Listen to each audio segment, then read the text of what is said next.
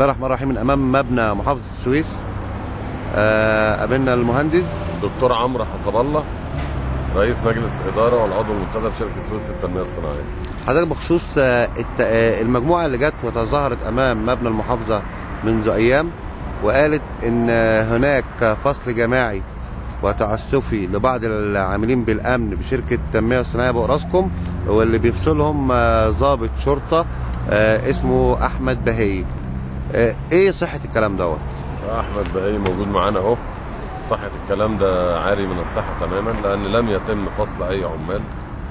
اللي مشيوا من ساعه ما الرائد احمد جه 8 تنفار، وكلهم وجدوا شغل في اماكن اخرى، واهاليهم هم اللي كلمونا قالوا لنا عايزينهم يجوا جنبنا. مفيش فصل تعسفي ولا الكلام ده افتراء يعني ما تمش فصل حد؟ لا ما تمش فصل ولا هيتم فصل. في ناس استقالوا 8 تنفار من 120 عامل، ده عادي يعني.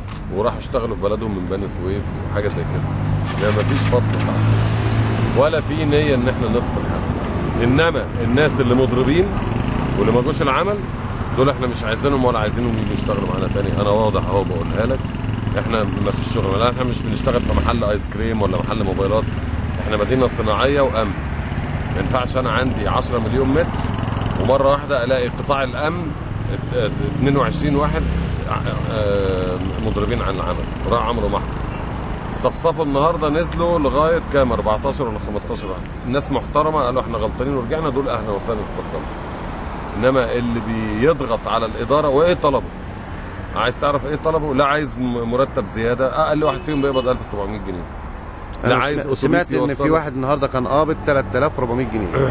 انا بقول لك اقل واحد 1700 بالاوفر تايم بالاضافي بالكذا حوافز بيوصل ل 3 ونص.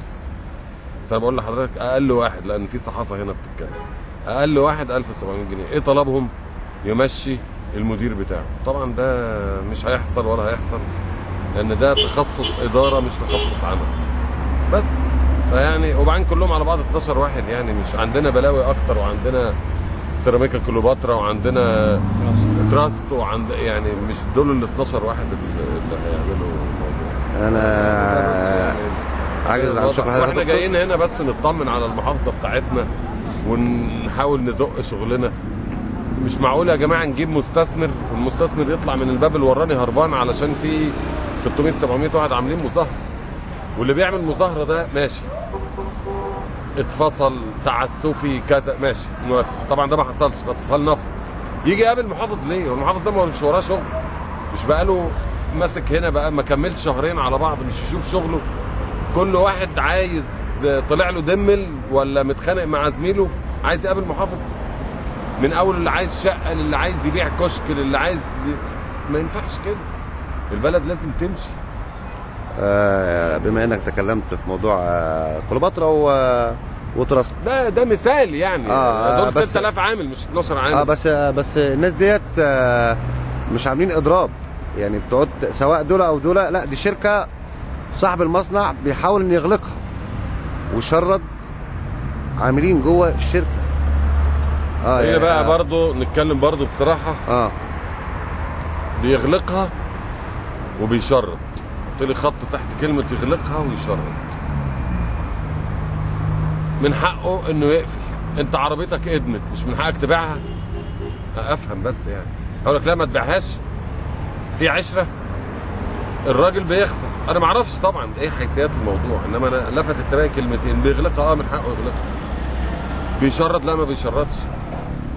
واللي يلاقي له شغل تاني، اللي عامل اللي هو صاحب المصنع سرحه لان قفل المصنع، مش لانه فصله ولا هيجيب عمال من الصين، قفل المصنع بيخسر. العامل اللي مشي ده مش هتشرد.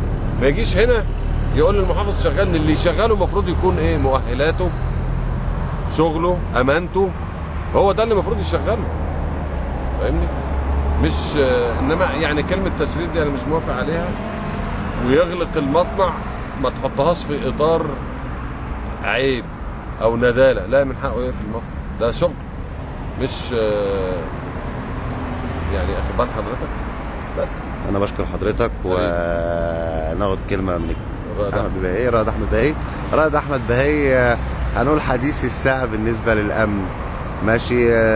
الدكتور قال عكس ما تم قوله من العاملين. طب هم ليه اختاروا حضرتك والمطالبه باقالتك او مشيانك؟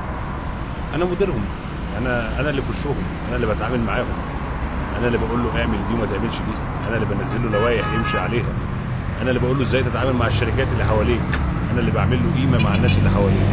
بس عشان كده هو مختارني انا اللي ماشي، مش اكتر.